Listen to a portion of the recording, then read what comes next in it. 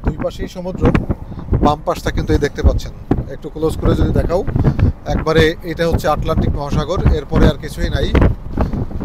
এরপরে আর তেমন কিছুই নাই, শুধু মানে স্থলভূমি নাই, শুধু পানি পানি পানি, শুধু পানি আর পানি। বিশাল আটলান্টিক মহাসাগরের মধ্য দিয়ে আমরা যাচ্ছি। কিউ ওয়েস্টের এই রাস্তাটা হচ্ছে 100 মাইলের বেশি হচ্ছে।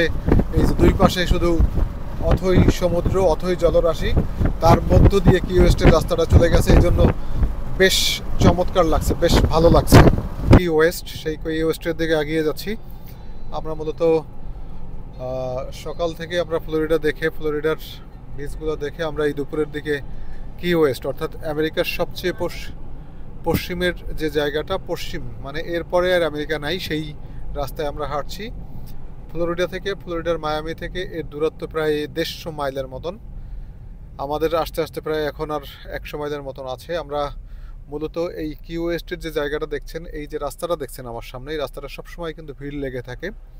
অতএব আপনারা যদি কিউ ওয়েস্টের দিকে কেউ যেতে চান, অর্থাৎ আমেরিকার সর্বপশ্চিম যে জায়গাটা আছে, আমেরিকার এর পরে আর কোনো ভূমি নেই, সমুদ্রের মধ্য দিয়ে, পুরোপুরি সমুদ্রের মধ্য দিয়ে কিউ ওয়েস্ট যায়। সমুদ্রের মধ্য দিয়ে এর দূরত্ব প্রায় 100 মাইল, অর্থাৎ পুরাপুরি সমুদ্রের মধ্য দিয়ে এই কিউ ওয়েস্টের যে 100 মাইল, এটা পুরো সমুদ্রের মধ্য দিয়ে রাস্তাটা চলে গেছে।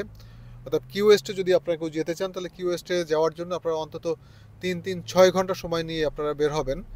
আপনারা জানেন যে আমেরিকার রাস্তাগুলো বেশ ফাস্ট, কিন্তু কিউ ওয়েস্টের এই রাস্তাটি বেশ সরু, একটি লেনের একটি রাস্তা।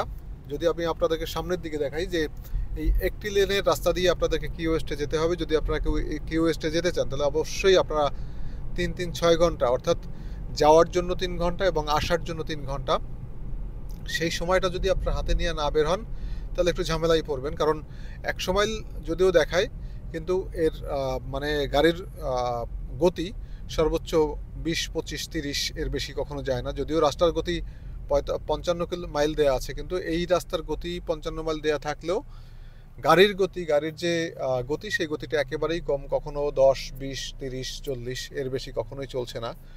সে কারণে আপনারা যে গুগলের যে দেয়া টাইম, সেই টাইমটা ফলো করলে কেউ কিউ ওয়েস্ট থেকে ঘুরে আবার এই ফ্লোরিডা বা মায়ামিতে আসতে পারবেন না। এই জন্য অন্তত 6-8 ঘন্টা সময়, অর্থাৎ সকালে যদি আপনারা বের হন কিউ ওয়েস্টের দিকে, তাহলে আপনারা কিউ ওয়েস্ট ঘুরে, সারাদিন ঘুরে, সন্ধ্যায় ওখানে সূর্যাস্ত দেখে তারপর কিন্তু আপনারা আবার মায়ামিতে বা ফ্লোরিডায় ফিরতে পারবেন। অতএব সকালে যাওয়া এই কিউ ওয়েস্টে আপনাদের জন্য ভালো। তবে আরেকটা কথা জানিয়ে রাখি, আমরা এখান থেকে এই কিউ ওয়েস্টের এই রাস্তা, অর্থাৎ সমুদ্রের ভিতর দিয়ে যে রাস্তাটা গেছে, সেই রাস্তায় কিন্তু আপনাদেরকে সূর্যাস্ত দেখাবো। আমরা সূর্যাস্ত দেখানোর মানে এর চেয়ে পশ্চিমে যেহেতু আর কোনো জায়গা নেই, সূর্যটা একেবারে কাছে আমাদের এখান থেকে।